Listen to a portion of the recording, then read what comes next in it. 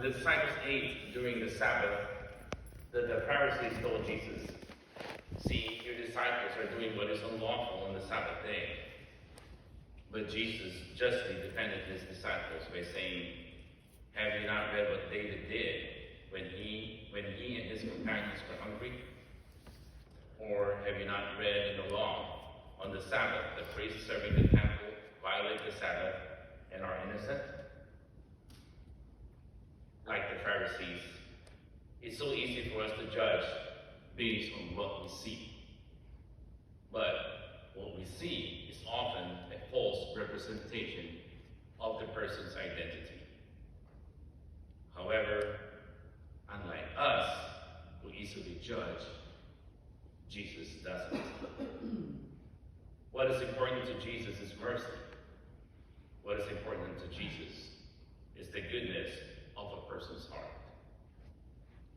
What a wonderful way to approach our relationships, especially here in church. When we feel that someone is falling short of our expectations, we can choose mercy over judgment. That doesn't mean ignoring their sins. But what it does mean is to treat people with respect and honor that they deserve as children of God. Our friends, family, co-workers, our fellow parishioners, even our pastor can fall short of our ideals. However, they all have that great dignity in God's eyes. Who are we to cast off people whom Jesus has seen fit to redeem? There are some benefits of choosing mercy as our starting point instead of judgment. It tends to make us more peaceful. We are not keeping an eye out for offenses or who is breaking the law, but we are looking for blessings. You know, sometimes when I turn on the TV in the morning, listen to the news, all I hear and see is bad things going on. You know, there was a day that I was thinking, what if I turn on the TV and really listen to the good news that's happening around the world? You know, I think if we start our day with the good news, there will be hope. There will be great changes in what's happening around us. If you feed yourself with the good news in the morning, or anybody, there will be great hope. There will be less violence. People will think, hey, there's something good, not just all bad. You know, I remember in psychology, they were saying that if there is a kid, that you always tell them that, hey, what you're doing is wrong. You're so strict to the kid. All you say is negative about the kid will grow up knowing that that's who he is.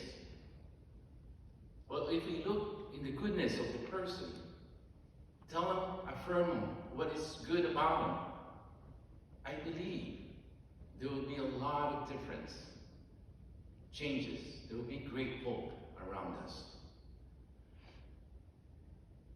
We should not focus on human sin, but on divine grace. And that tends to open our eyes to the good of the world, which has the power to encourage and to inspire.